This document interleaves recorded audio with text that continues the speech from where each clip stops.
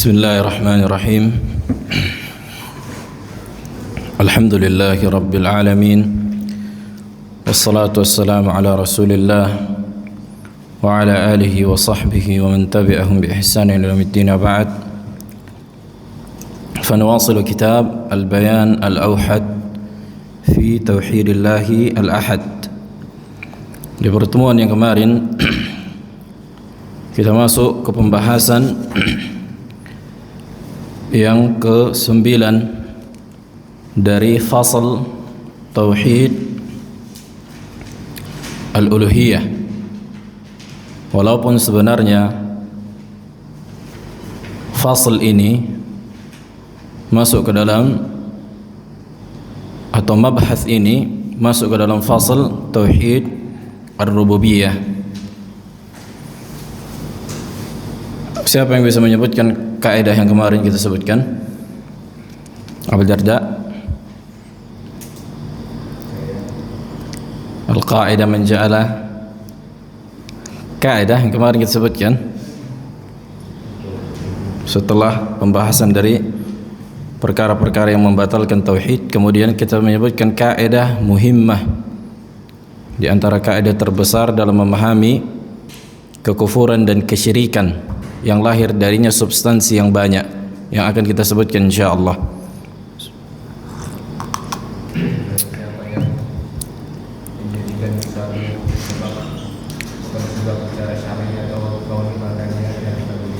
Naam, ahsant. Man ja'ala syai'an sababan la syar'iyyan wa la qadran faqad asyraka billah.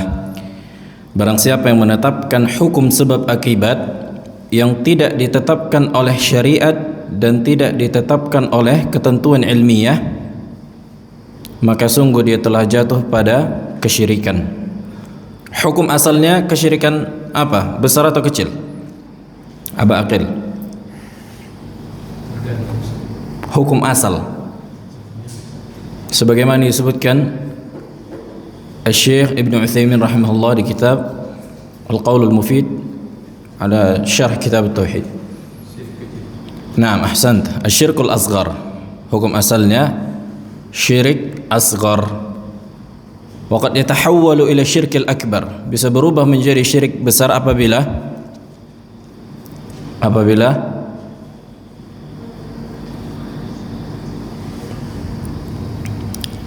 apa?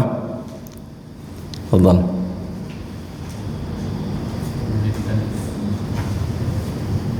Abu Ikrimah, kapan menjadi syirik akbar? Kan kaidahnya barang siapa yang menentukan hukum sebab akibat yang tidak ditentukan oleh syariat dan tidak ditentukan oleh ilmiah, artinya secara akal atau secara tajribah, qadran, Allah ciptakan hukum sebab akibat di situ, maka seseorang itu jatuh pada kesyirikan. Naam, kesyirikan yani. Belum kita jelaskan syirik akbar atau syirik asghar. Hukum asalnya syirik asghar, tapi bisa berubah menjadi syirik akbar. Kapan?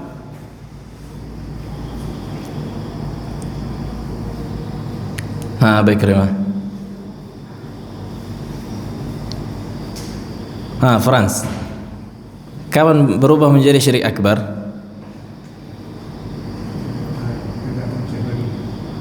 La. Masalah iqamatul hujjah masalah tsaniyah. Yusril?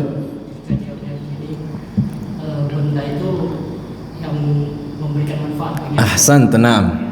Ketika seseorang meyakini bahwa benda yang diyakini memberikan efek secara zat, kan gitu, maka sungguh dia telah keluar dari Islam, jatuh pada kesyirikan. Kesyirikan apa? Kesyirikan akbar. Dan kita telah menyebutkan contohnya, di antaranya tatayyur. Tatayyur. Apa makna tatayyur? At-tatayyur huwa at-tasyaum.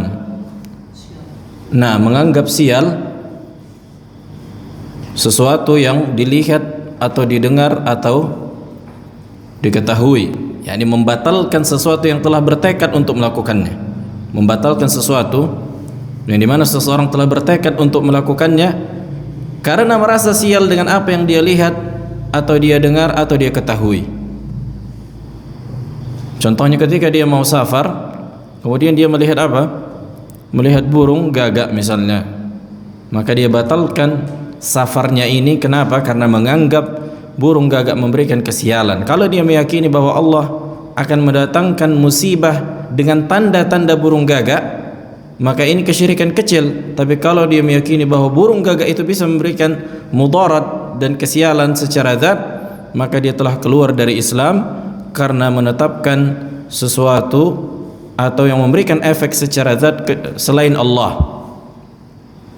Jelas permasalahan ini?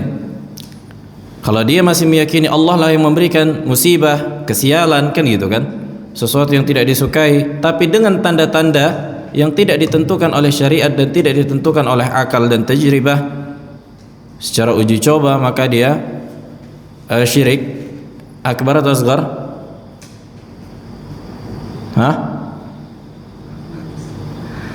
Kalau dia meyakini Allah yang mendatangkan musibah, kesialan, akan tetapi dengan tanda-tanda yang tidak ditetapkan oleh syariat dan tidak ditetapkan oleh akal dan uji coba, asghar apa?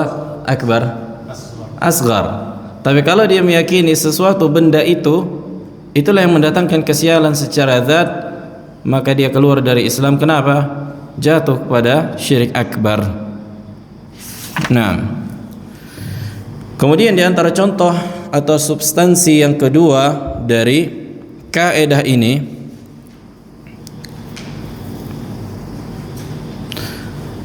makanya subhanallah lebih enak membuat, kalau di kitab tauhid kan biasanya disebutkan di antara bentuk kesyirikan 1, 2, 3 menjadikan tamimah, kemudian apa, tatayyur dan seterusnya, tapi kita nggak tahu asalnya.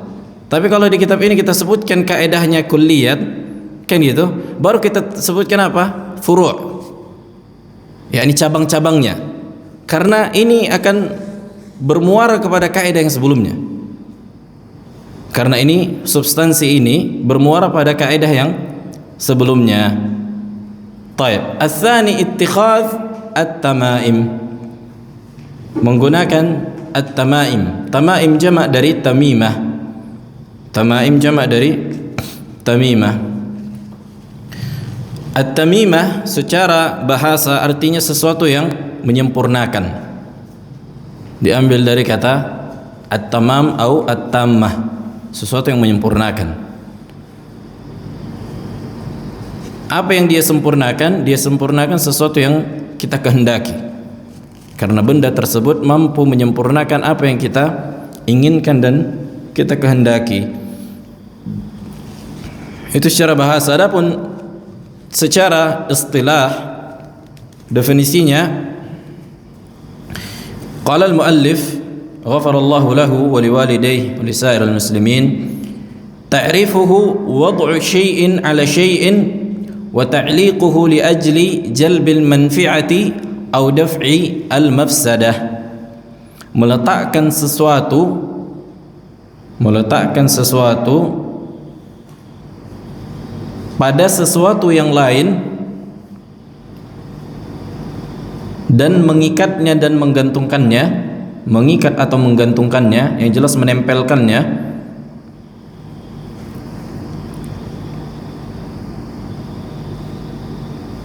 dalam rangka mengambil manfaat atau menolak mudarat atau mafsadat, dalam rangka mengharapkan manfaat atau menolak mafsadat.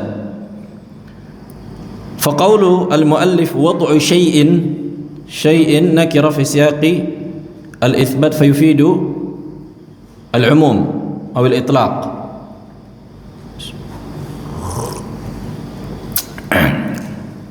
Maka contohnya seperti al-khayt, yakni meletakkan sesuatu seperti khayt. Apa makna khayt? Benang. Meletakkan benang, atau al-khirqah, khirqah itu potongan kain, atau al-hajar seperti batu, atau asy-syajar seperti ranting atau pohon, atau apapun yang selain itu dari benda-benda mati yang dianggap bisa memberikan manfaat. akan tetapi tidak terbukti secara syariat atau secara syariat, dan tidak terbukti secara uji coba atau ilmu. Ala syai'in maksudnya meletakkannya pada sesuatu yang lain seperti manusia atau hewan atau mobil atau rumah atau yang lainnya. Jadi kan menempelkan dua zat. Kenapa ditempelkan? Karena benda yang ditempelkan ini diyakini bisa memberikan manfaat dan mendatangkan mudarat. Biasanya orang-orang Arab mengikat unta mereka dengan tali di lehernya, bukan dalam rangka menariknya, akan tetapi dalam rangka menolak ain. Sebagaimana yang kita lihat di zaman dulu, kalau sekarang nggak tahu masih ada apa enggak. Anak kecil biasanya baru lahir nanti tengoklah tangannya itu, oh ada golang hitam, ya kan? Pas ditanya kenapa pakai golang, bukan untuk hiasan, padahal anak laki-laki misalnya dibawa golang hitam. Oh ini supaya jangan diganggu. Nah, supaya jangan diganggu. Diganggu apa? Diganggu syaitan. Berarti dia mengharapkan manfaat dari gelang hitam ini. Apakah terbukti secara syariat? Ada enggak hadis atau ayat yang menunjukkan bahwa gelang hitam yang kau gunakan itu bisa melindungi dari syaitan? Tidak ada satupun. Bahkan yang ada larangannya.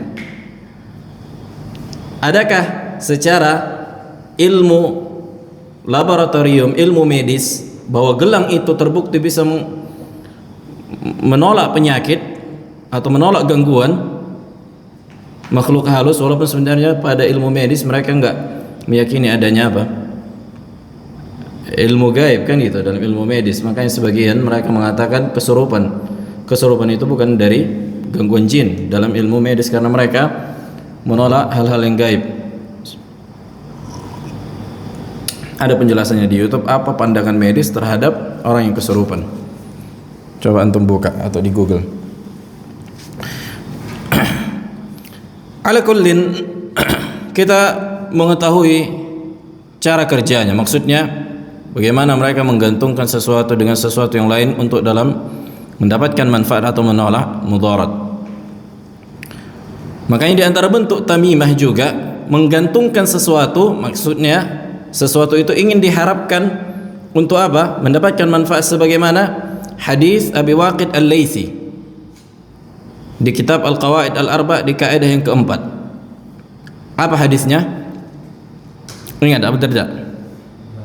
Ahsant. Ketika sebagian sahabat meminta kepada Rasulullah, ya Rasulullah, ij'al lana dzata anwat kama lahum dzatu anwat. Ya Rasulullah, buatkanlah kita pohon sehingga kita menggantungkan senjata kita di pohon itu, sebagaimana orang-orang musyrikin memiliki pohon yang mereka gantungkan sehingga mereka mendapatkan manfaat dan kekuatan dari pohon itu. Kita juga pengen nih supaya kalau waktu perang kita bisa kalahkan mereka. Nah, ini kan di antara bentuk tamimah. Digantungkan pedang itu ke pohon dalam rangka apa? Lijalbil manfaah, mendapatkan manfaat, kekuatan supranatural. Ada kekuatan tersendiri di situ.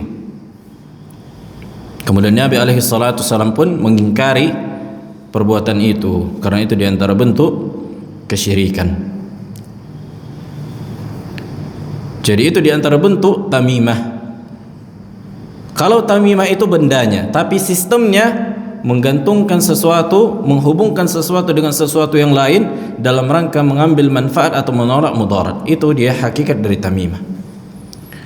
Itu dia hakikat dari at-tamimah. Jelas, menggantungkan sesuatu dengan sesuatu yang lain, menghubungkan sesuatu lebih tepat, bukan hanya menggantungkan, bisa menempelkan, bisa mengikat, menghubungkan sesuatu dengan sesuatu yang lain dalam rangka mengambil manfaat atau menolak mudarat. Termasuk di antara bentuk tamimah juga, sistemnya, konsep tamimah itu adalah memandikan kereta yang baru atau kendaraan yang baru dibeli dengan bunga rampai, mandikan kan gitu kan. Ini di antara bentuk tamimah, ini di antara bentuk kesyirikan. karena dianggap memandikan dengan bunga apa namanya? Bunga rampe ya? Bunga kertas. Pokoknya bunga lah ya kan gitu, kasih air dan seterusnya. Maka ini antara bentuk kesyirikan. Kenapa? Karena dia telah menetapkan sesuatu yang tidak ditetapkan oleh syariat dan tidak ditetapkan secara akal. Ada gak secara akal siapa yang membuat kayak gitu? Bisa nggak secara ilmu tajribah laboratorium air atau bunga rampe itu bisa menguatkan kereta atau menguatkan mobil? Kan nggak ada gitu. Berarti ini di antara bentuk kesyirikan. Kalau dia meyakini Allah lah yang memberikan kekuatan dengan sebab ini, maka ini di antara kesyirikan kecil. Kalau dia meyakini bunga rampai ini atau ada kekuatan, atau dia meyakini jin, maka ini jelas syirik akbar mukhrij minal millah. Qala al-muallif ghafarallahu lahu wa liwalidayhi wa lisa'il muslimin fa hukmuhu la yajuz syar'an bal huwa minasy-syirk. Ini di antara bentuk kesyirikan dan tidak boleh dilakukan. Kama qala an-nabiy alaihi salatu wassalam man 'allaqa tamimatan faqad asyrak. Kata Nabi alaihi salatu wassalam, barang siapa yang menghubungkan sesuatu dengan sesuatu yang lain yang tidak ditentukan oleh syariat dan tidak ditentukan oleh ilmu uji coba atau ilmu akal, maka sungguh dia telah jatuh pada kesyirikan. Atau bisa kita kenal dengan istilah jimat. Tamimah itu jimat ya kan? Pakai jimat, pakai susuk. Itu diantara bentuk apa? Kesyirikan. Kalau susuk digunakan prosesnya dengan bantuan jin, maka kufur akbar. Tapi kalau susuk itu diyakini atau tidak dengan bantuan jin, akan tetapi digunakan dalam rangka mendapatkan manfaat dan menolak mudarat, akan tetapi Allah lah yang mendatangkan manfaat dan mudarat dengan sebab susuk itu, maka syirik asghar. Kan sering kan main poli biar melompat 2 meter, masukkan jarum ke betis. Allah alam, entah buat ada enggak yang membuat kayak gitu. Nah, ala kullin konsepnya demikian, menghubungkan sesuatu dengan sesuatu yang lain dalam rangka mendapatkan manfaat dan menolak mudarat yang tidak ditentukan oleh syariat dan tidak bisa dibuktikan secara ilmu uji coba atau ilmu akal.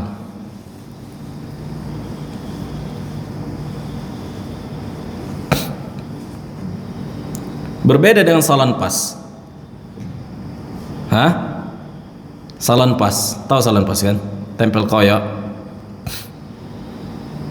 Ada nggak ketentuan dalam syariat menempelkan kertas yang memiliki unsur-unsur obat di situ, kemudian ditempelkan di kepala yang pusing atau yang panas dan memang terbukti bisa berkurang kan?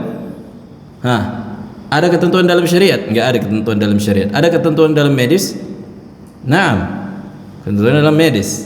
Apakah di antara bentuk kesyirikan? Al-jawabu la. Jawabannya tentu tidak. Kenapa? Bisa dibuktikan secara uji coba dan secara medis, dan itu memiliki kadar dia. Makanya sekali pakai nggak bisa kan gitu, maksudnya 2 kali nggak bisa, sekali pakai doang yang bisa, karena udah habis apa? Obatnya. Udah habis obatnya di situ. Karena Allah memang menjadikan obat yang ada di salanpas itu memang secara uji coba bisa menghilangkan pusing atau demam, bisa mengurangi pusing atau demam. Nah,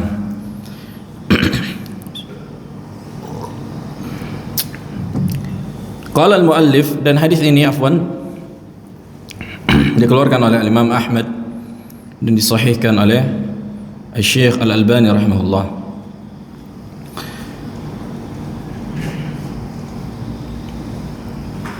فمن اعتقد أنه سبب في جلب المنفعة ودفع المفسدة من الله فإنه داخل في الشرك الأصغر، ومن اعتقد أنه ينفع بذاته فقد وقع في الشرك الأكبر مخرج من الملة. Sebagaimana yang kita sebutkan, kalau dia meyakini yang mendatangkan manfaat dan mudarat adalah Allah, tapi dengan sebab benda yang dia gunakan itu yang tidak terbukti secara syariat dan tidak terbukti secara ilmu medis dan uji lab, maka dia telah jatuh pada kesyirikan kecil. Kalau dia meyakini benda itulah yang memberikan manfaat, kesehatan atau bisa mendatangkan mudarat secara zat, maka sungguh dia telah keluar dari Islam karena meyakini adanya yang memberikan efek secara zat selain Allah Subhanahu wa ta'ala.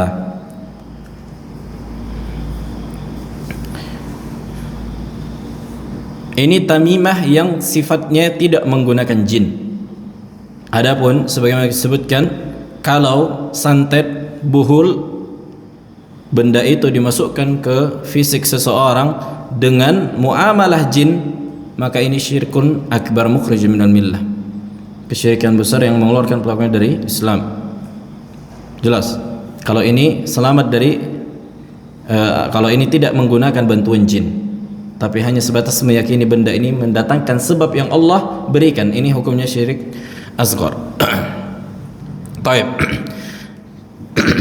Al-thalith, kemudian permasalahan yang ketiga atau substansi yang ketiga yang dilahirkan dari kaidah yang kita sebutkan.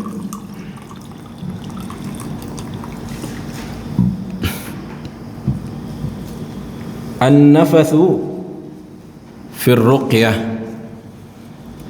An-nafath fi ar-ruqyah. Al-maqsud bin nafath adalah meniup. Meniup ketika meruqyah. Liajli at-tabarruk,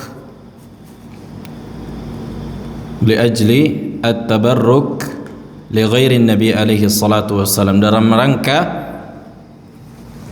mengalapkan keberkahan, dalam rangka mengharap mendapatkan keberkahan dari selain Nabi alaihi salatu wassalam. Makanya kan banyak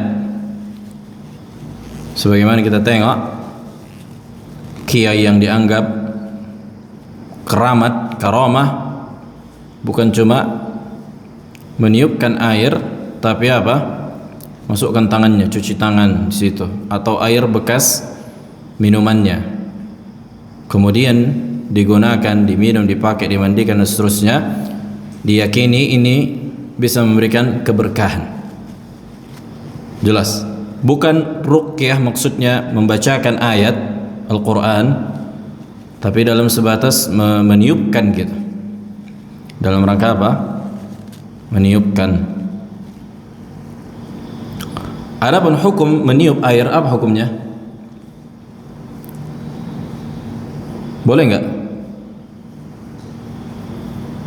Aba Darda. Naam? Maksudnya? Meniup air.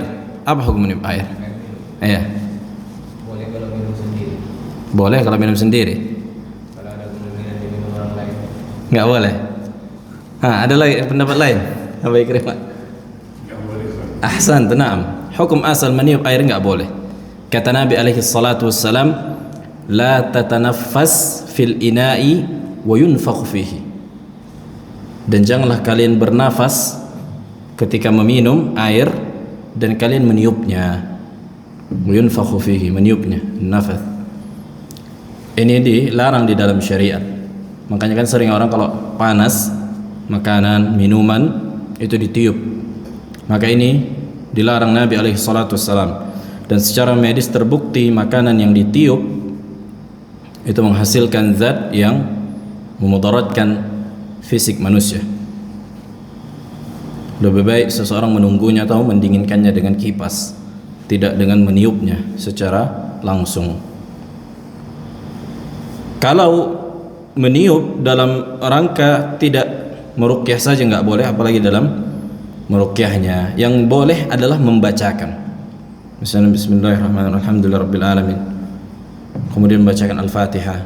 Maka ini boleh. Adapun meniupnya begitu atau menyemburkannya kumur-kumur di kan itu.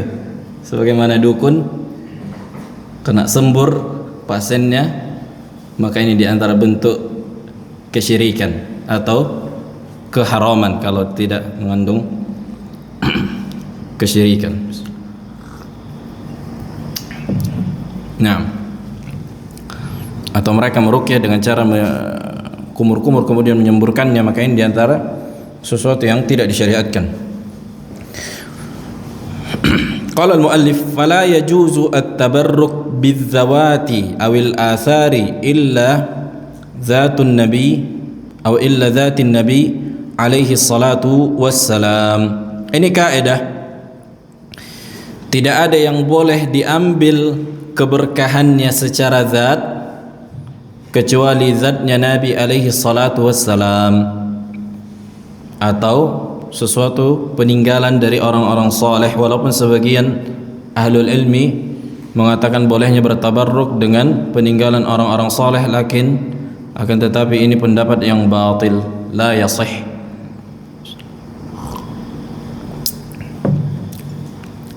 Adapun fisik Nabi atau zat Nabi itu na'am, karena Nabi alaihi salatu wassalam di antara kemu'jizatannya adalah fisiknya, sebagaimana disebutkan dalam hadis bahwa Nabi alaihi salatu wassalam ketika berwudu, kemudian air bekas wudu Nabi itu diperebutkan oleh para sahabat. Air bekas wudu Nabi alaihi salatu wassalam diperebutkan para sahabat. Dan ini menjadi kekhususan Nabi alaihi salatu wassalam, Adapun selain Nabi maka tidak boleh, karena tidak ada dalilnya dan tidak terbukti secara ilmu akal dan uji lab atau ilmu nazari, secara teori. Jelas, ini kaidah. Kemudian bagaimana dengan Hajarul Aswad? Ya kan? Seseorang yang mencium Hajarul Aswad di Ka'bah, sebagian orang-orang sufi berhujjah dengan itu. Kalau gitu ngapain kita cium batu Hajarul Aswad? Kaifal jawab? Cuman jawabannya? Naam, ahsant. Yang pertama, ini datang perintahnya dari syariat. Yang kedua, laisa li ajli tabarruk, bukan dalam rangka tabarruk. Seseorang mencium Hajarul Aswad bukan dalam rangka mengharapkan keberkahan dari batu itu. Apa kata Umar bin Khattab radhiyallahu taala anhu? Wahai Hajarul Aswad, innak la yanfa' wa la yadur. Sesungguhnya engkau enggak memberikan manfaat dan mudarat. Laula anni ra'aitu Nabi alaihi wasallam qabbalak ma qabbaltuk. Kalaulah bukan karena aku melihat Nabi menciummu, kenapa aku cium kau? Kalau bukan karena Nabi yang kulihat menciummu, makanya aku lakukan. Kalau enggak pernah kulihat Nabi menciummu, tidak akan pernah dicium. Tapi inilah ta'abbudiyah, kan gitu. Begitu juga seseorang yang salat mengarah Ka'bah, ya kan. Bukan seseorang mengharapkan keberkahan dari Ka'bah, tapi ini sebagai kiblat, sebagai arah, petunjuk arah. Karena Ka'bah tidak bisa memberikan manfaat dan mudarat, tidak ada keberkahan di situ secara zat. Tidak ada keberkahan secara zat di situ. Makanya kebanyakan waktu ana di haram dulu, ana lihat ada orang pakai ini kan. Orang-orang IPB. Dia masukkan sorbannya ke pintu atau ke kiswah itu. Baru nanti diambilnya, dimarahi sama polisi di situ. Kenapa? Dia tahu bahwa, atau dia yakini bahwa apa? Ka'bah ini bisa memberikan keberkahan. Kalau enggak, ngapain dilengketkan? Ini diantara bentuk konsep tamimah. Inilah yang diantara bentuk konsep tamimah, menggantungkan, menghubungkan sesuatu dengan sesuatu yang lain yang tidak ditentukan oleh syariat dan tidak ditentukan oleh tajribah. Jelas? Ini diantara bentuk tamimah, konsepnya sama. طيب حيث يقول الشيخ محمد بن صالح العثيمين رحمه الله تعالى إذا كان النفث في الماء من أجل التبرك بريق النافث فإنه حرام ونوع من الشرك. Apabila meniupkan air dalam rangka mengharapkan keberkahan dari ludah orang yang meniupnya, ini diantara keharaman dan di antara bentuk kesyirikan. Wadzalika lianna kull man athbata li syai'in sababan ghaira syar'iyyin wala hissiyyin fa innahu qad ata naw'an min asy-syirk. Lihat, beliau menggunakan kaidah yang sebelumnya kita gunakan. Kenapa?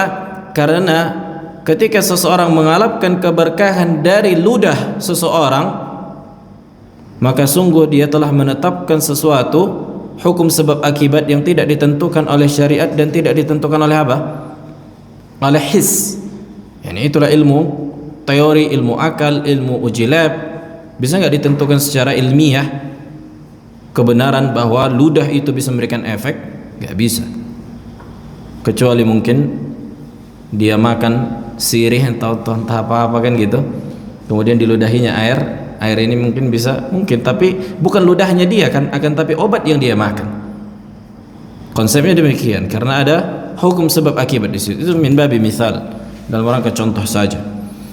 Li'annahu ja'ala nafsahu musabbiban ma'allah, karena dia telah menjadikan dirinya yang menentukan hukum sebab akibat selain Allah. Karena yang menentukan hukum sebab akibat itu cuma Allah. Imma Allah kabarkan di dalam Al-Quran dan Sunnah, ya kan, atau seseorang mengujinya. Maksudnya apa? Membuat tajribah, uji coba.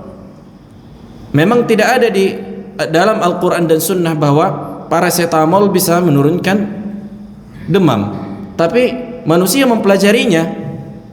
Manusia mempelajarinya dan Allah menjadikan hukum sebab akibat di situ, dan terbukti secara medis bahwa paracetamol bisa menurunkan demam.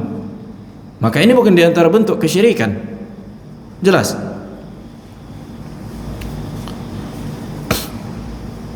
Li'annahu ja'ala nafsahu musabbiban ma Allah wa thubutul asbab li musabbabatiha innama yatalaqqa min qibali syara'. Karena menetapkan hukum sebab akibat itu bisa didapatkan dari sisi syariat. Falidzalika kullu man tamassaka bisababin lam yaj'alhu Allahu sababan la hissan wala syar'an fa innahu qad ata naw'an minasy-syirk. Maka barang siapa yang berpegang pada sebuah sebab yang tidak Allah jadikan hukum sebab akibatnya di situ, tidak secara his, yakni ilmu akal, uji coba, ilmu medis atau syariat, maka sungguh dia telah jatuh pada bentuk kesyirikan. Ini substansi yang ketiga atau fara' yang ketiga. Kemudian yang keempat, ar-rabi' al-istisqa bil anwa'. Al-istisqa bil anwa'. Al-istisqa'u bil anwa'i. Al-maqsud bil istisqa'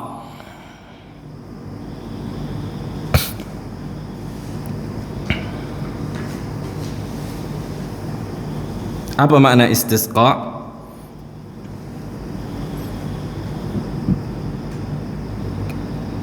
Al-maqsud bil istisqa'i al-matar, hujan.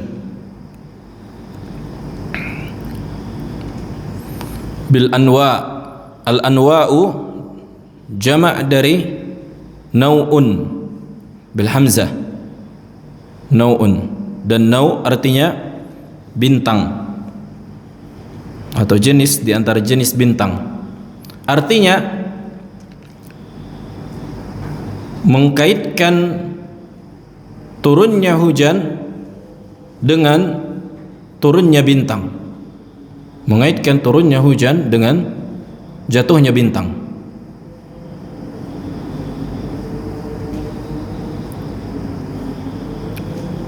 Kenapa? Yang pertama, ini tidak ditentukan oleh syariat, tidak ada kita dapatkan dari dalil bahwa kalau bintang ini jatuh maka akan terjadi hujan, dan tidak bisa dibuktikan juga secara medis atau bukan secara medis, secara ilmu geologi, ya kan? BMKG. Secara ilmu fisika misalnya, bahwa bintang itu enggak ada sebagai tanda akan turunnya hujan. Berbeda dengan mendung. Berbeda dengan mendung atau arah angin yang memang terbukti kan gitu. Begitu juga dengan gempa, iya enggak? Begitu juga dengan perkiraan cuaca. Itu bukan diantara bentuk kesyirikan. Kenapa? Karena mereka telah mempelajari curah awan dan arah mata angin. Dan ini tidak sepenuhnya benar kan gitu, karena mereka hanya memperkirakan melihat dari potensi yang terjadi. Ini masuk ke dalam ilmu tajribah. Ini masuk ke dalam ilmu tajribah, uji coba. Naam. Adzan, fadhal.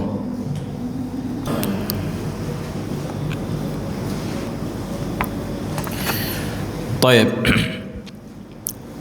قال المؤلف غفر الله له ولوالديه ولسائر المسلمين وفي بيان قسم منها يقول الشيخ العثيمين رحمه الله تعالى أن يكون شركا أصغر.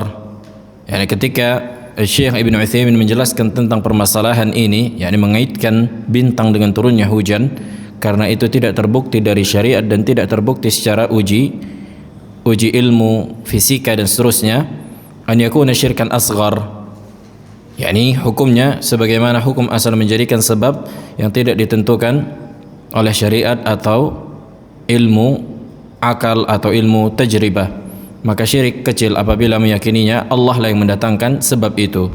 Wa huwa an yaj'al hadhil anwa'a sababan, yakni mereka menjadikan bintang-bintang itu sebagai tanda atau sebab turunnya hujan, ma'a i'tiqadihi anna Allah huwal khaliqul fa'il.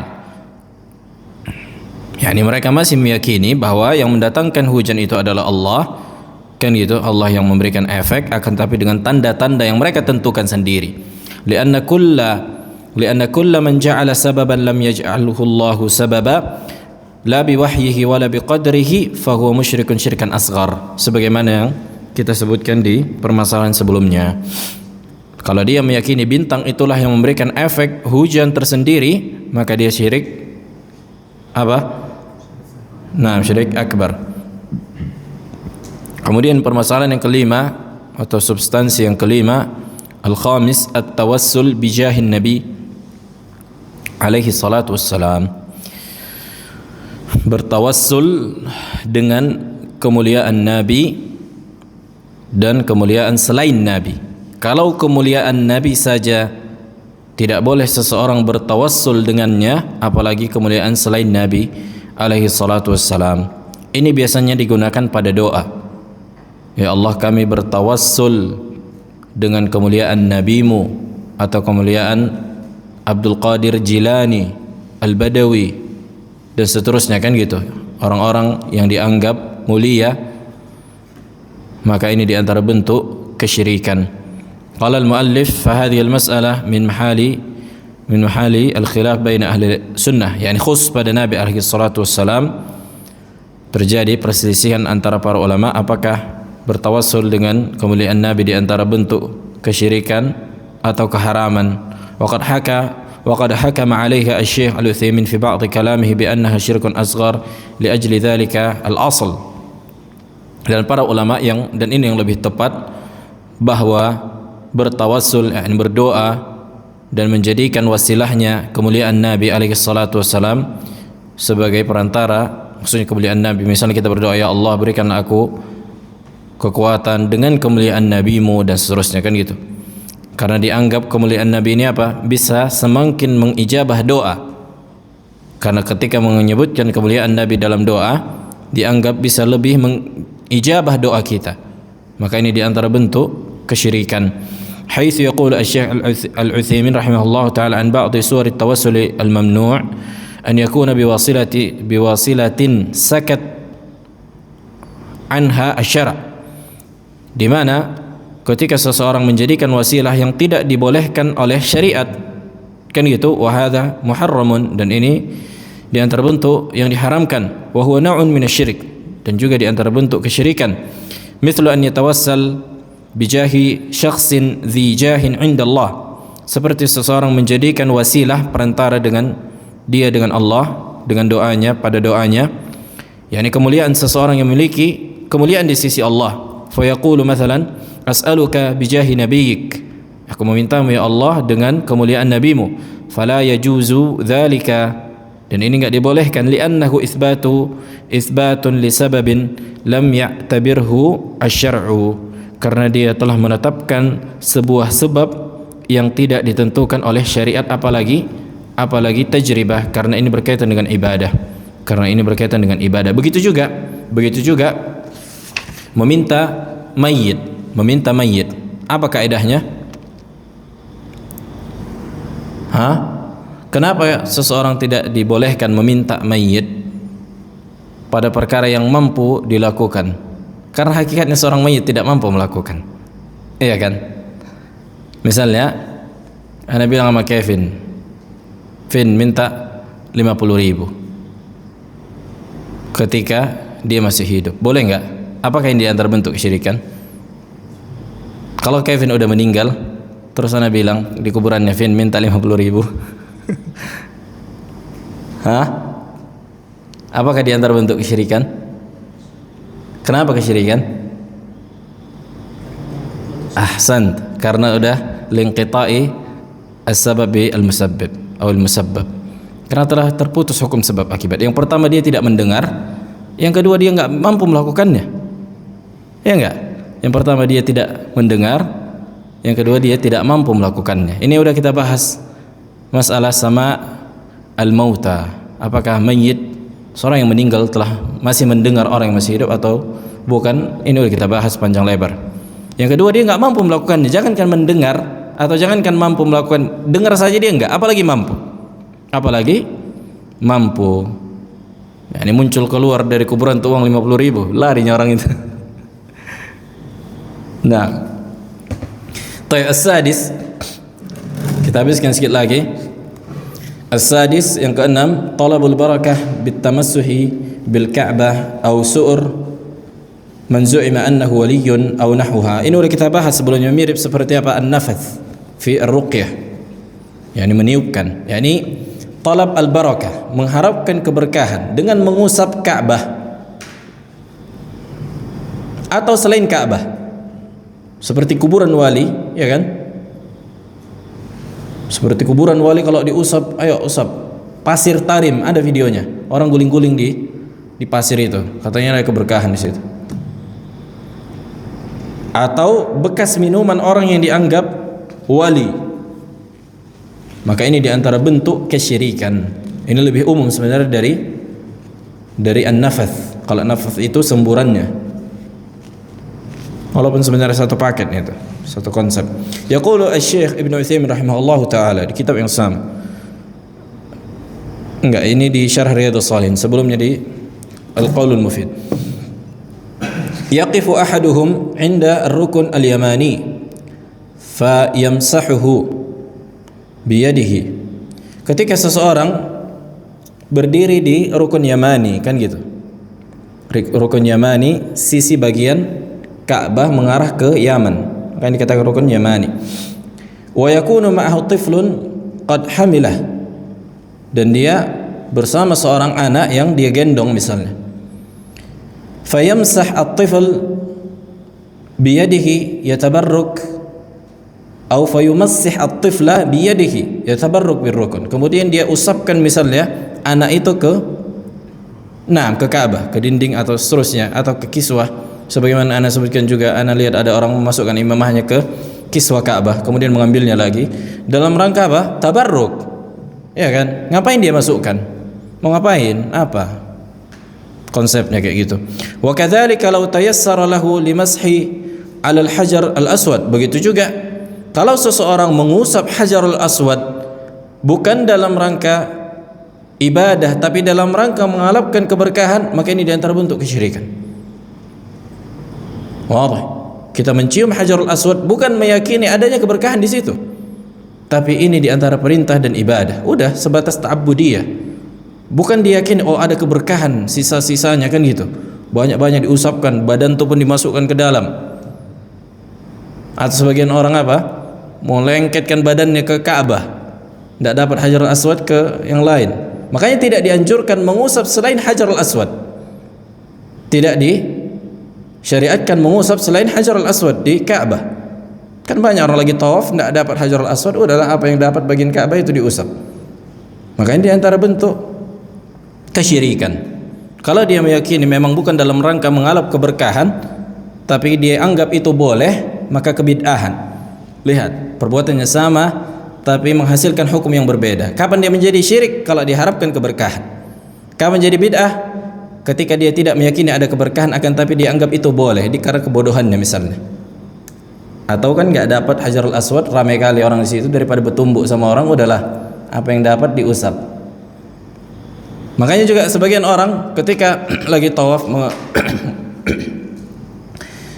menghadap ketika di Hajarul Aswad, apa yang mereka lakukan? Berisyarat dan menciumnya. Ini tidak disyariatkan.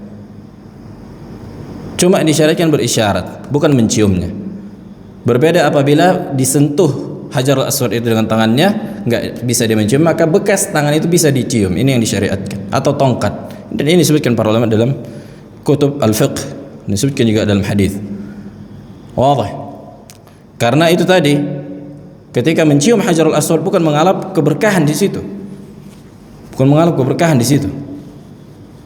Diusaplah nanti cincin batu akik di Hajarul Aswad baru disimpan. Oh ini berkah lah ini. Nah ini kesyirikan. Nah, taib. Wa hadza la syakka annahu bid'ah. Ini di antara kebid'ahan, karena bid'ah juga di antara bentuk kesyirikan. Kesyirikan tidak semua kebid'ahan, kesyirikan tidak semua, atau semua kesyirikan adalah kebid'ahan, tapi tidak semua kebid'ahan kesyirikan. Wa annahu naw'un min asy-syirk al-asghar, dan ini di antara bentuk kesyirikan kecil, li'anna haula'i ja'alu ma laysa sababan sababa, karena mereka menjadikan hukum sebab akibat yang tidak ditentukan oleh syariat dan tidak ditentukan oleh ilmu yang bisa dibuktikan. Wal qa'idatu, sebagaimana kaidah, anna kulla ahadin yaj'alu syai'an sababan li syai'in biduni idhnin min asy-syari' fa innahu yakunu mubtadi'a. Sebagaimana kaidah kita sebutkan, barang siapa yang menjadikan hukum sebab akibat yang tidak ditentukan oleh syariat dan tidak ditentukan oleh ilmu teori yang bisa dibuktikan, maka ini apa? Maka ini di antara bentuk kebid'ahan, maka pelakunya mubtadi'. Kemudian as-sabi', yang terakhir, ar-ruqyatu bi ghairil qur'ani wa bil ad'iyati al-ma'thurati wa la bil ad'iyati al-ma'thurati al-ma'rufah. Meruqyah bukan dengan Al-Qur'an. Meruqyah bukan dengan Al-Qur'an dan bukan dengan doa yang diriwayatkan atau doa-doa yang bukan dikenal, tidak diketahui apa maknanya, tapi yang dikenal dengan jampi-jampi, meruqyah dengan jampe-jampe, qomat kamit. Kan qomat kamit dia nggak tahu kita apa maknanya, karena setiap bahasa diketahui maknanya. Mau bahasa Cina pun dia meruqyah atau berdoa kan bisa diketahui maknanya. Ambil Google Translate, biarkan dia ngomong, tengok jawabannya. Nah, tapi kalau ini entah apa-apa dibilangnya nggak tahu kita. Google Translate aja pun nggak sanggup menerjemahkan ucapannya. Maka ini di antara sesuatu yang tidak dikenal. Nah, qala al-muallif ghafarallahu lahu wa liwalidayhi wa lisa'iril muslimin. Kaman raqa bi kalamin la yu'raf ma'nahu aw ma yusamma bi at-talasim. Dikatakan dalam bahasa Arab jampe-jampe qomat kamil itu talasim. Seperti seseorang yang meruqyah, membaca, mengobati dengan sesuatu yang dengan ucapan yang tidak diketahui maknanya. Fa innahu minasyirki billah. Tuh, ini di antara bentuk kesyirikan, menyekutukan Allah. Li'anna Allah lam yaj'alhu sababan syar'iyyan wala kauniyyan. Karena Allah tidak menjadikan itu, perkara itu, qomat kamil itu, di antara sebab yang bisa mendatangkan manfaat, tidak ditentukan oleh syariat, tidak juga ditentukan oleh ilmu yang bisa dibuktikan. Fa idza qurina bi istikhdamil jinni fa innahu minasyirkil akbar al-mukhrij minal millah. Apabila digandengi, dibarengi dengan penggunaan jin, bantuan jin, qomat kamidnya dengan bantuan jin, maka ini di antara bentuk kesyirikan besar yang bisa mengeluarkan pelakunya dari Islam, sebagaimana kita sebutkan di awal. Kan itu at-ta'amul bisyayatin. Makanya kitab ini memang kita tulis dengan silsilah, berurut dia. Nah, makanya memang harus diikutin dari awal kan itu, jangan sampai putus. Jadi biar puzzle-nya itu dapat.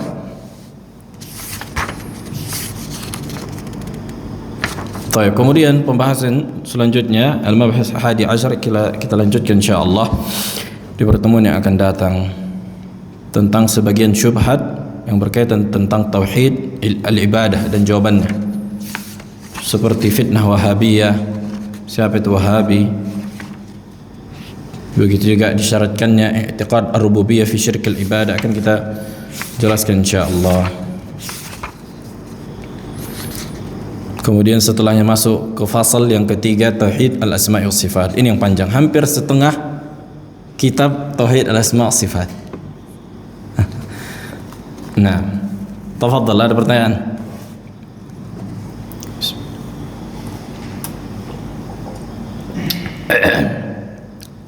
Nah, Abu Rashid. Masalah minum air zam-zam itu menjadi keberkahan coba.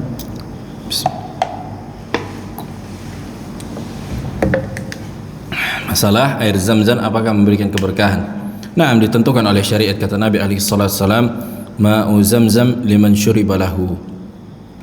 Ditentukan oleh syariat bahwa air zam-zam itu bisa atau sesuai dengan niat orang yang meminumnya. Makanya sebagian ahlul ilm ketika meminum air zam-zam mereka meniatkan dengan minum air zam-zam ini semoga Allah menguatkan hafalan mereka. Nah, atau kesembuhan itu datang dari syariat, ketentuan datang dari syariat. Nah, begitu juga madu, sebutkan riwayat Tirmidzi, riwayat Ibnu Abbas, syifa'u ummati fi thalathatin, obat yang Allah jadikan obat pada umatku itu ada 3 perkara. Kemudian Nabi alaihissalam menyebutkan salah satunya fi syurbi al-asal, pada meminum madu. Nah, dan Allah juga menyebutkan di dalam Al-Quran, yakhruju min butuniha syarabun mukhtalifan alwanuha fihi syifa, yang keluar dari perut lebah itu minuman yang bermacam-macam warnanya, kan gitu, fihi syifa'ul linnas. Di situ terdapat apa? Obat bagi manusia. Berarti apa? Ditentukan oleh syariat, dan secara medis pun madu apa? Memberikan khasiat yang banyak. Jadi bagaimana dengan air jahe, air kulit manis? Naam, itu terbukti secara medis. Jahe terbukti secara medis. Sampai ana waktu dulu di Yaman kan sering sakit. Kalau sakit demam biasanya minum sekarang air jahe, pakai madu, pakai asam, jeruk nipis, pakai garam sedikit. Macam yang minum sekarang.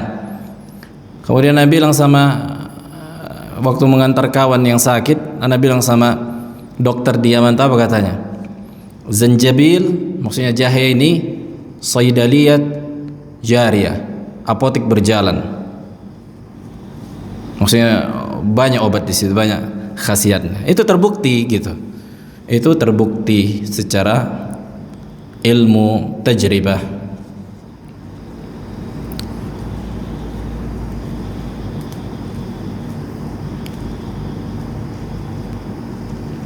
Nah, ada lagi.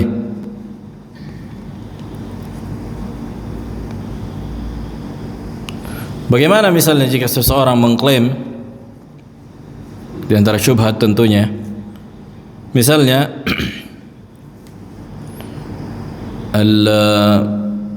memandikan kendaraan yang baru dengan apa? Bunga rampe. Nah, dia bilang ini secara tajribah, secara uji coba, memang terbukti bisa menjaga apa? Menjaga kereta atau menjaga mobil atau menjaga yang lainnya. Macam mana jawabannya? Memang enggak ada secara syariat, tapi tiap kami buat betul pula kereta itu tidak kecelakaan.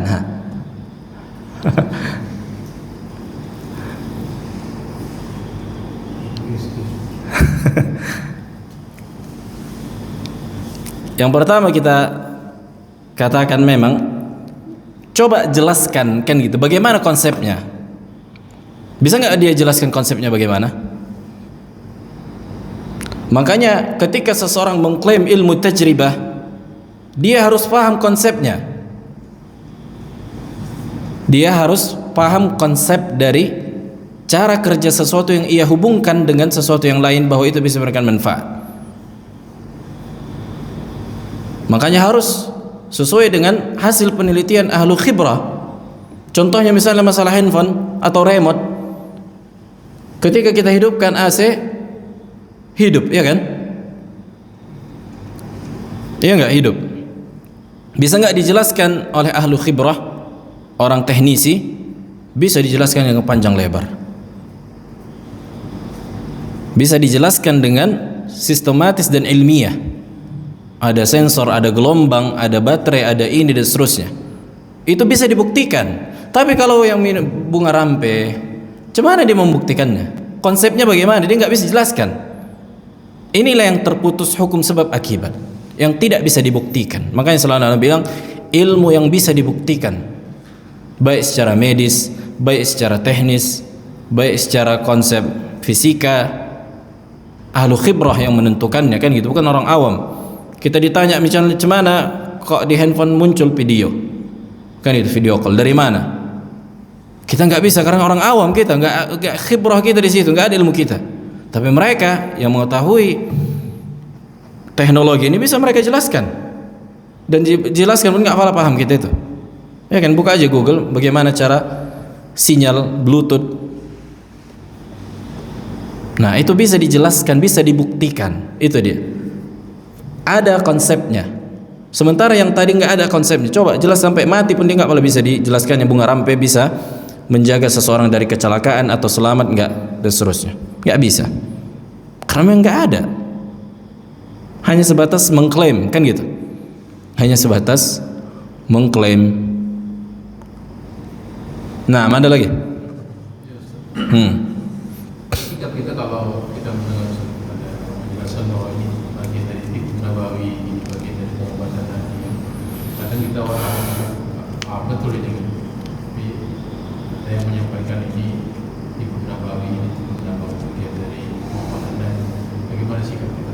Tergantung dilihat apa yang apa kasusnya gitu. Apa kasusnya Tibbun Nabawi, kan gitu. Kalau memang secara Ibnu Qayyim menulis kitab Tibbun Nabawi, di antara Ibnu Qayyim menyebutkan bahwa anggur, makanan yang bersifat masam, itu bisa mengurangi hafalan, bisa mengurangi kuatnya ingatan. Itu disebutkan Ibnu Qayyim rahimahullah. Akan tetapi anggur yang dikeringkan yang udah, makanya itu zabib, kismis, itu bisa menguatkan hafalan. Kalau dipikir-pikir itu juga ya kan gitu. Cuma yang sebelumnya basah, sementara kismis udah habis airnya kering. Ini bisa menguatkan hafalan katanya. Insya Allah terbukti, kan gitu. Terbukti karena dia juga nggak mungkin asal-asalan secara tajribah. Nah, maka perlu dilihat kasusnya apa. Jangan sampai nanti orang-orang dukun dibilang Tibbun Nabawi juga, padahal yang memang udah melarat, tidak ada rujukannya juga dan tidak bisa dibuktikan. Memang Anda belum baca penelitian secara medis tentang makanan yang bersifat asam itu bisa mengurangi hafalan. Nah, coba nanti ditengok di Google atau di apakah ada penelitiannya, kan gitu. Kalau ada yang datang dari dalilnya jelas, kan gitu, kita yakni taslim, kita terima. Sebagaimana apa? Apabila lalat jatuh ke minuman, kan gitu, maka celupkan semua, karena di salah satu sayapnya ada obatnya dan telah dibuktikan oleh medis memang di penawarnya itu ada pada salah satu sayapnya. Dan ini datang penelitian ini setelah sekian, sementara Nabi SAW mengabarkan sekitar 1400 tahun yang lalu. Dan betapa banyak penelitian yang membuat penelitinya itu masuk Islam gara-gara hadis ini. Nah, alhamdulillah, subhanallah, alhamdulillah.